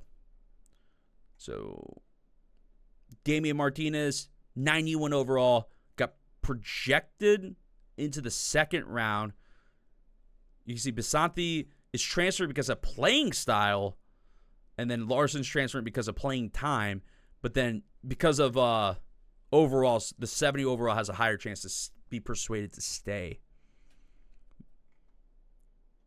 While players have the opportunity to leave via the transfer portal every season, you will also have the opportunity to make roster changes. Every offseason, you're required to get back down to 85 players on the roster.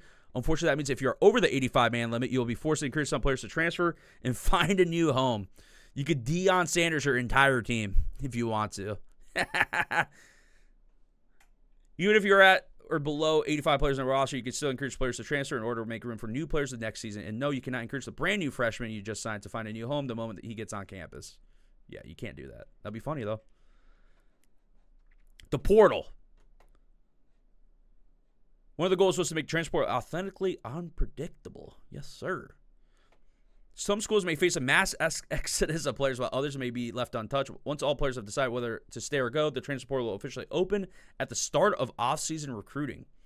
Off-season recruiting lasts 4 weeks in total, and transfers will make their final decision at the end of it on national signing day. Just like in real life, this is chaotic 4 weeks where players are committed quickly and team rosters are rapidly changing. Teams will have to constantly make quick decisions, sometimes with limited information. Oh, so yeah, do you want to continue pursuing the high school guys or the transfers? Ooh. Dude, that's going to make off seasons a lot of fun. And then, the high school guys are going to know more about than the transfers, too. Oh. Every transfer is given a star rating based on their overall and has a national, state, and position ranking just like high school prospects. As players change over time, transfers are assigned a new ideal pitch and motivations. Every player in the portal has the same deal breaker that caused them to transfer originally. Yep. Their new ideal pitch will include their deal breaker motivation, and it will be relevant to transfers and their unique needs. Okay. After a new pitch and motivations have been set, transfers will evaluate every school and generate a top schools list just like high school prospects do. Since 4- and 5-star prospects are in the highest demand and they know more concretely what they are looking for, they will only consider 5 schools. If you're not in their top 5, you will not be able to talk with them. Lower star rated prospects will vary in terms of the number of schools they are considering. Some will be completely open, while others will have as few as 3 schools they are considering. Damn. Regardless of where they start, the process of recruiting and transfer is fast, so you will need to make quick decisions. Your interactions. I mean, this makes sense because some players enter the portal already knowing where they want to go. So, yeah, that makes a lot of sense. Your interactions with the transfer will be very similar to interacting with the high school recruit. Depending on the stage, you'll add recruiting actions. Cool. When evaluating to target, whether to target transfer high school prospects, schools will look at each position on the roster throughout the season and monitor their immediate needs. If a position group does not meet the requirement, they will hold a spot on the recruiting board for an off-season transfer who they believe can come in and be an immediate contributor. Ooh. Don't be surprised if you see teams finish early signing day. Oh. We have early signing day and national signing day. Ooh. I like it. The light recruiting class in preparation for a big recruiting push. Of course, once they see the players who are actually in the portal, their priorities might change. Having a need at left tackle is nice and all during the season, but if there's a 5-star transfer quarterback who wants to come to your school, why turn them down? Facts. Give them all to me. You can see their deal breaker here in the portal. You can see their deal breakers. That's cool. And where you have and you need to have this, and you have this. Oh, very nice. Very nice. Wisconsin, number 2 overall team. Nice. That's not realism. Signing day, just like the real world college football 25 features both early signing day and national signing day. Early signing day takes place at the start of the bowl season after the regular season has been completed. National signing day takes place 7 weeks after the national championship. I like that we have both early signing day and national signing day. That's so cool that they added that.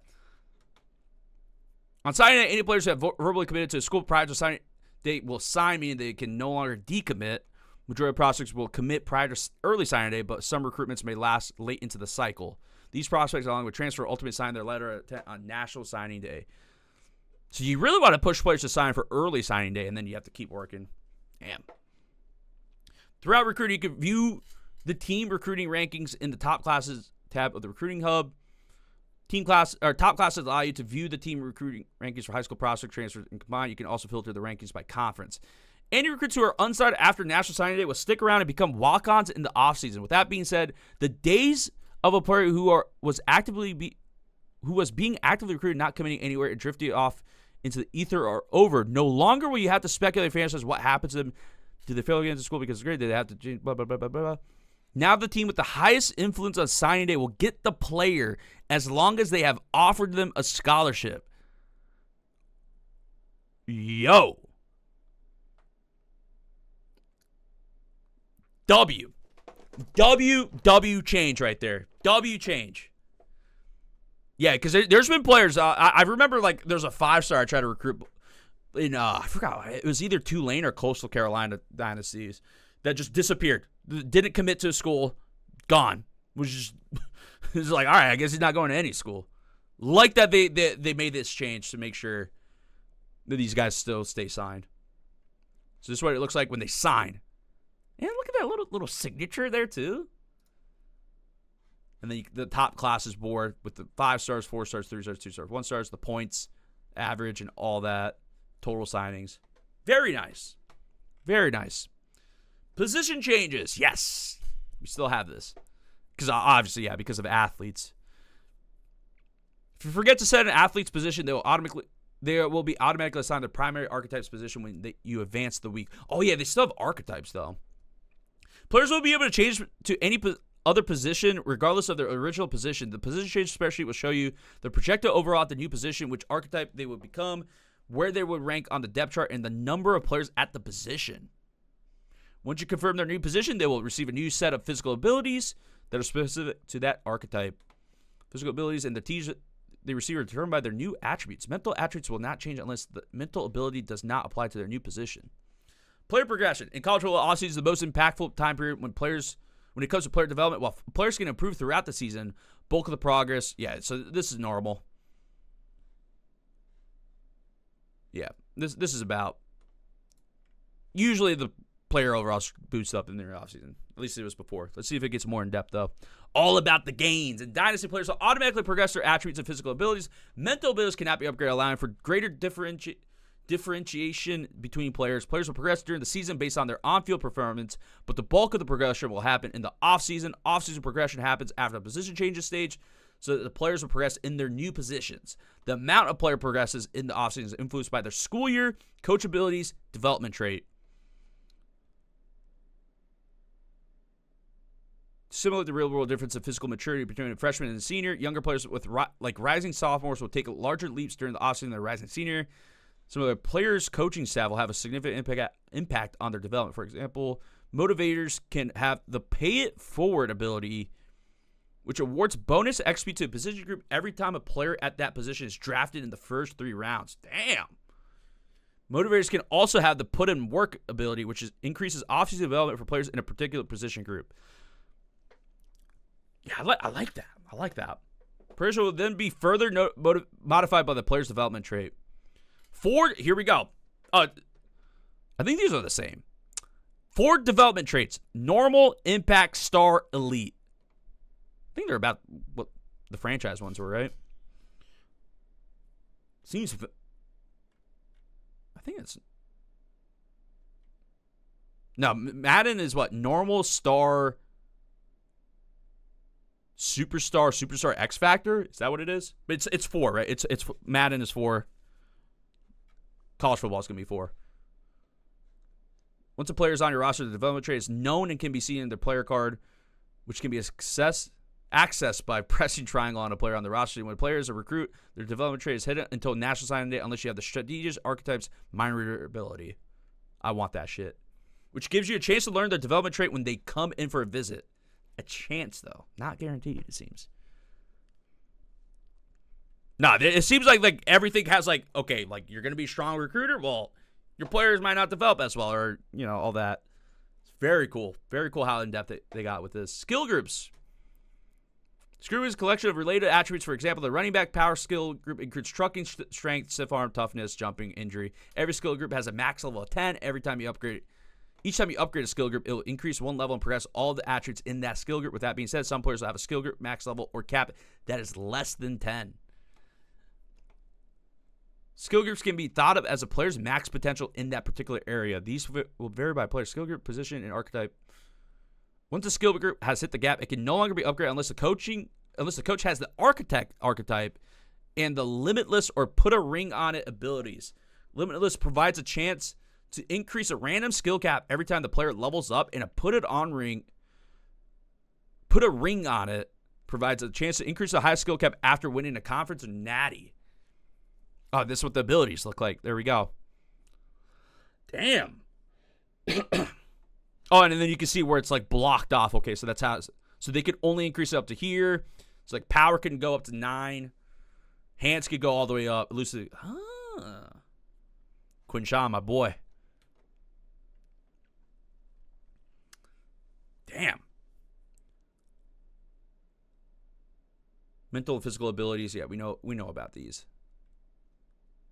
Yeah, we could kind of fly through this. Very cool though. Oh, here's the physical abilities, which is like, yeah. I think it's more based on their attributes. If you can assign 2 of the same numbers to a recruited player on offense or defense. Maybe. Yeah, I don't know.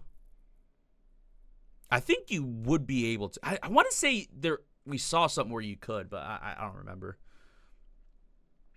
Impact players are a quick way for you to easily identify the key players on their team. Each team will have at least one offense and one defense player who's an impact player. However, unlike the past, there's no limit on the number of impact players a team can have. Explosive offense with playbreaks ever might have 5 or 6 impact players across the board, letting you know straight up that they got dudes and they're about to cook. Oh, boy. I really like how the scoreboard actually looks. Stadium poll. Toughness rank. Oh, it shows a toughness rank there. So you can see 1, 2, 3, 4, 5, 6, 7 impact players. Jeez. Wear and tear. Yeah. Wear and tear is very cool. I like the look of it. So, like, obviously, the more the more you just run the ball, they're going to get worn down and lose attributes. Increased risk of injury. So, like, having a deep roster, kind of important. You can't just have monsters and be like, all right, we're good. We're done. You're creating everything that made this word gone. Look at what's professional. Where so much of the league is templatized. Elements that will help immerse you in your coach journey and the recruiting trail. A new day in college football. Yes, sir. 12-team playoffs. And then we go to 14 teams the next year. Wild. Pretty similar look to the revamp. But a lot of the revamp guys did work on this game, which is very cool. So I think that's what we see. It very similar. This is very similar to how the revamp tool looks. Old Gavin be dead. So yeah. Rice. Lol. So here we go. 12-team formats were to apply, blah, blah, blah, blah. While the median coaches polls run through the entire season, you will need to wait for the calendar year to turn to November before the 12-team playoff and the CFP rankings. Yeah, that's all that matters. So CFP rankings here. Normal ranking stuff. Unique logic for a college football playoff model to model how we anticipate the rankings to look in the new format. Generate believable opinion-based poll is no easy feat, especially one where we are projecting what may happen versus being able to use real-world results as our reference point. Yeah, you are what your record says you are is, not the end-all be-all in college football. So factors like school and conference prestige can impact where school finds itself in the CFP poll. Each week of the season, the coaches meet in CFP polls along with the 12-team bracket update based on the most recent results, and the final rankings of the bracket are revealed following the completion of the conference championship games. Oh, you get this screen if you make the playoffs? That's kind of cool. It's like so bowl games invites will look like this too. That's kind of cool. I like that. I really like how the graphics and everything look. So many people reading this already know the 12-team format space is a 5+7 model, meaning the 5 highest-ranked conference champions will get automatic berths into the playoffs, and the remaining 7 spots will be filled based on the order of CFP rankings. The only way to get a first-round bye is to be one of the 4 highest-ranked conference champions. So an undefeated Notre Dame or an other independent, as well as winner of the Pac-12 can be seated no higher than the 5th and will never be eligible to skip the playoff first round. The 5th automatic qualifier that didn't get a first-round bye will be seeded based on where they ranked in the final CFP poll. Boom. This is top 25 rankings. And there you go. It's like Liberty's down at 13, but they're the highest ranked conference champ. Oh, so that's how they did that logic. They just completely, because I was wondering, it's like, is the weird Pac-12 logic still there? Because, like, it's only 2 teams now. And, like, yeah, Notre Dame, I care. I was like, how are they going to do that? Yeah, it's just top 5 conference champions. There's only 4 top. Like, it's the power 4 now, pretty much, right? So there you go. Liberty, even though 13th ranked team, the highest rated group of 5 champion. So they get in there. Boom. Most exciting part of it, the new 12-team format is the first-round games will be played on campus. Hosting one of these games means you will have all of your home reveal advantage on your side as you take your opponent as you look to win in advance. The playoff, quarterfinal, and semifinal games take place at the Bowls, formerly known as the New Year's Six, which rotate annually, each year of a dynasty, just like they will in real life. National Championship game has its own rotation of hosts, starting with, they're going to rotate the National Championship host, too, through Mercedes-Benz Stadium in additional 10 locations. Yo. I like that. Yeah, you could do a whiteout or blackout or anything for your home game if you want. In addition to college football playoff, we will also feature 34 bowl games using the real-world bowl tie-ins. So, R+L Carriers New Orleans Bowl will annually feature teams for the Sun Belt and the Conference USA, Music City, SEC, Big Ten, etc. So there you go. Bowl game schedule. CFP bracket, you'll get to see the bowl projections first week in November. Meet your new neighbor. Speaking of the new dawn of the era, the latest round of conference realignment has drastically changed the landscape. Oh, here we go. I want to see how in-depth this is. They said we could get to 20 teams, right? For a conference. It's crazy. Every conference is set with their 2024 alignment. The Sun Belt is the last conference to feature divisions, and the scheduling logic has been set for both the current season as well as a future year rotation based on each conference's rule set. SEC will accurately follow the 8-game with 1 protected opponent rotation, while the Big Ten will utilize their 9-game flex protect model and so on. For your refresher on who's where or who, if you were looking to follow along with everything, you can keep an eye on everything on the conference standings screen. Yep, there you go. If you prefer to reset conference to a previous configuration, push forward to a potential future, or just blow everything up and make whatever conference membership you want and adjust the rules to your liking, you have the power to be the czar of college football and set things how you like them with custom conferences. Florida State in the Big Ten. You can reduce any conference to as few as 4 members and grow any conference to as large as 20 schools. In addition to moving schools into different conferences, you can have a school go independent for the ultimate in schedule flexibility, but remember, it comes at the expense of a first-round bye. You also have the ability to edit each conference rules to if they will have divisions, what those division names are, how many conference games will be played annually, if the conference will have a conference championship game, and the location of the conference championship game, either a neutral site location or a home stadium of the highest-ranked team. You could pick the conference championship location. That's sick. Very cool. Adjustments to conference membership rules will start as well as the end of each offseason, giving you total flexibility to change. Yes, you could bring back the Pac-12 is in the game, from my understanding. Yeah, it's right here. It's just the 2 teams right now, but you could bring back the old Pac-12. That could be a video. I reset the conferences, something like that. If the conference will have a conversation. Oh, yeah, we already got that. Need to make adjustments to conference membership and rules when starting a dynasty as well as each of us. Oh, we read that. Jeez. Moving conferences does not mean you're stuck with the old conference jersey patch for the logo on the 25-yard line. So those will be dynamically updated based on conference membership. So you got JMU in the ACC. Yo. Yeah, reset college. Yes. Oh. See, we got some ideas out here, boys. We got some ideas. I like that. I'm writing it down right now.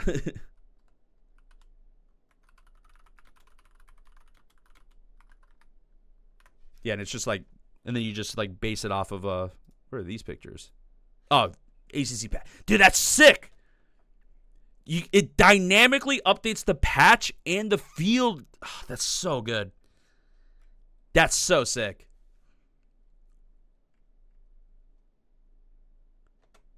College football is unlike any other sport where many other weeks of the season mean something special to so many different schools. It's not enough to make sure that the schedule is rotated and the home and away status gets flipped for every year. It's the third. If it's the third Saturday in October, Tennessee better be playing Alabama. If it's Thanksgiving weekend and then the Iron Bowl, the big game, Florida State, Florida, and a host of other rivalry games better be on the table next to the turkey and stuffing.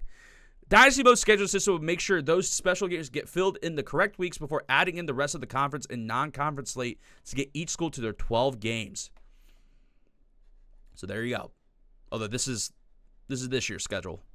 Anyways. With the logo, with the little patch, the rivalry patch. We have included as many real-world games as were announced by the time we had the lock schedule. So when you get to 2027 and 2028, the Florida State, Georgia home and home series will already be scheduled. 2029 and 2030, Notre Dame, Alabama home and home is scheduled. Schedule generator will be used to fill out everyone's schedule to make sure that every school has 12 games for all 30 years of a dynasty. So you can play up to 30 years is what that means.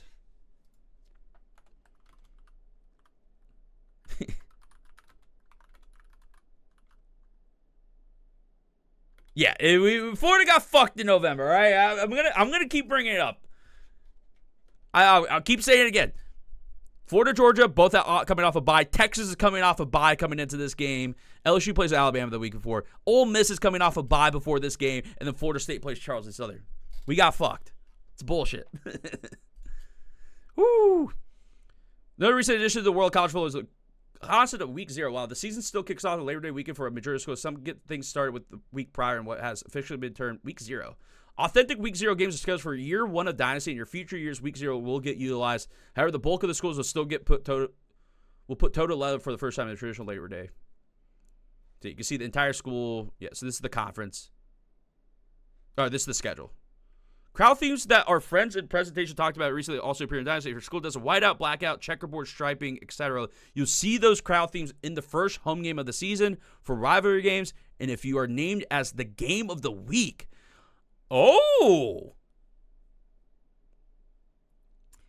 So you can have a random blackout game if it's the game of the week. You don't have to set it yourself. That's very cool. And the crowd will do it itself. Ooh. Here's how you set your schedule. There it is. Set any week that features a non-conference opponent or any bye week to be able to select a different team that you could play. Yeah, there it is. So this is the screen. This is how the new screen looks like when you pick a team that you want to fill in for that week. Dude, this is so weird to look at, by the way. Can we talk about this real quick? Oklahoma State custom scheduling Oklahoma because they're no longer in the same conference together, and it's not a protected rivalry game. Crazy. Bring back Bedlam, dude. We want Bedlam game back. Yeah, bring it back. If you're using Oklahoma State, you gotta.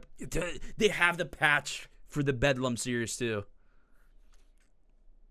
I believe it is no longer It is not a protected rivalry, so they're not playing.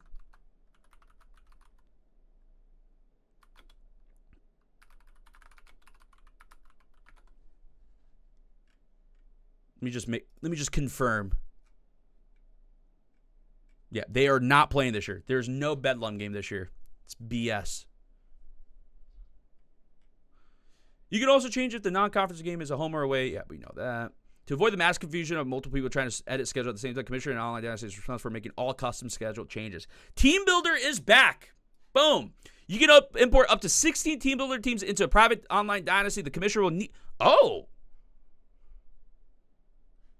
16 Team Builder teams into private online Dynasty. Dang. Commissioner will need to replace existing FPS schools with the Team Builder teams that they want to add when setting. Yeah, that's how it was before. Team Builder schools is only available at the creation of the league, and they can only be used in private online dynasties. So make sure your commissioner knows which school you want to use when getting the online dynasty started. Dude, online dynasty is going to be fun as hell. Playing with the boys. Red shirts have seen a recent overall. To keep in line with the real world, we have implemented the ability to play in up to 4 games in a season and still be eligible to take a red shirt. Each preseason, you will have the option to select which players you want which players you for sure want to redshirt, and during the course of the season, you can monitor how many games each player has played in order to make the determination on if you want to keep playing that player or have them sit the remainder of the year. Yes, I was a little bit worried about the red shirt, so I'm glad we could do this. Yeah. 4-game red shirt, or 4 games before the red shirt. So, yeah, you could get like a freshman QB in on, blowouts. See how they play. Once a player has played in their 5th game in the season, they are no longer eligible for the redshirt for that year, but they'll be eligible for a redshirt the following year. If micromanaging redshirt is not your thing, no worries at all. Anyone who is eligible for a redshirt at the end of the season will have it automatically applied. That's a W. That's a W. That is a W. Whew. Yes. Rivalry trophies. We gotta love it. Gotta love it. Rivalry trophies will be on the line, and the winner of each contest takes home both the trophy and bragging rights for the year. Conference Bowl and national titles will contribute both to your coach pedigree, but also the school's program tradition grade. When it comes to individual awards, the conference has to start with the most storied trophy in all sports, the Heisman Memorial Trophy. But this is the only trophy that's in the game, I think. Everything else is like player of the year, offensive player of the year, best running back of the year, because they couldn't get rights to it. It's kind of stupid. It's stupid on the part of the trophies and not let EA put them in the game. But hey, we got the Heisman. Yikes. Yikes. Ollie Gordon. Yikes. Bad timing on Ollie Gordon being in here. Yikes. Whoops. Dylan Gabriel Heisman Trophy winner. Yikes. This is we have individual. Oh, they do have it. Wait, I thought they didn't have the individual positional rewards. They do have it. Lou Groza, Lombardi, Unitas Golden Arm, along with others. We also have the Broyles Award for the best coordinator, along with the head coach award. Is it just not every trophy's in the game? I thought they didn't have the position trophies. I saw something about that. Preseason and postseason All-American teams are named annually as well. In the preseason, both first and second team All-American teams are named at the national and the conference level. Postseason All-American teams feature the first, second, and freshman teams at the national conference level too. Boom. You'll be able to follow the nominees and finalists for the awards in the CFB tab. All-American teams announced in the preseason as well as the first of bowl week. Blah, blah, blah, blah. Records. Blah, blah, blah, blah, blah. Recordberg. Yeah. Records are cool. Play for pride stickers. For student schools like Ohio State and Florida State, the pride stickers that are applied to each individual stick. Oh! So this is going to dynamically upgrade too. Helmet stickers are cool. Gotta love the helmet stickers, even though Florida doesn't do them. Helmet sticker. Love me the helmet sticker tradition. It does. This looks. Oh, I love it. I love the dynamic. See, it's gonna make a school like using a school that uses helmet stickers a little bit more fun. Although, oh my god, the sticker's over the hole in the helmet. Woo! Georgia has their new running back. Yeah.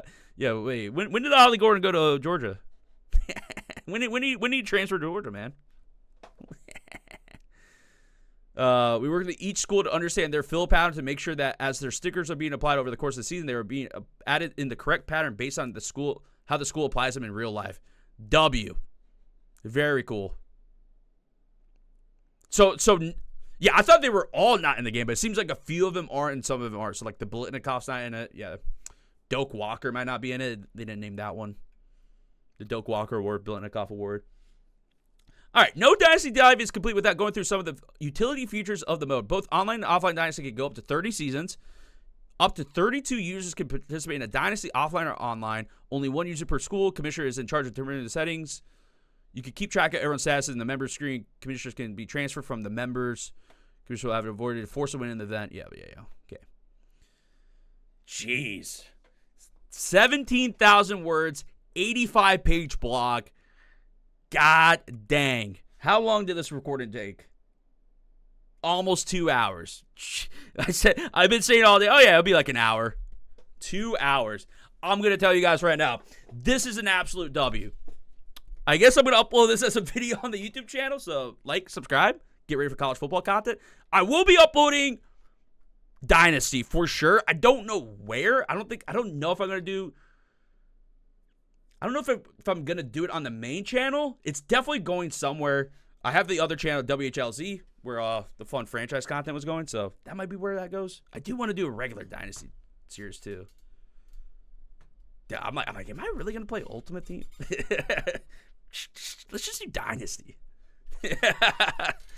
Yeah, how do we get the old Big East back? And I think, honestly, I don't really have any complaints about what I saw. This is like what we wanted. They're trying to be, it seems like they're trying to get it as accurate and realistic as possible. And that's like the recruiting, man. The biggest thing for me with Dynasty is recruiting. And I think on paper, it seems like they nailed it, right? It gets super in depth. I like the different pitches, like having to figure out how to recruit different players individually so that it's not just, oh yeah, I'm going to put 500 points on a player, offer him, and just forget about it. I like that. I like that it requires a little bit more attention. But, and then the coaching archetypes, you can kind of decide, like, are you going to be better recruiter, better builder, better game day guy? Like, I think this is a W, man. I'm super excited to make some Dynasty stuff. Look at this. I'm like, originally I was like, oh yeah, I'll do both Ultimate Team and Dynasty. Now I'm like, what about just Dynasty? We'll see how it goes, boys. But yeah, if you're watching this on YouTube, come to the Twitch streams, daily streaming, twitch.tv/WheelzFL. Links in the description down below. Like, comment, subscribe. See you in the next one. All right. Peace.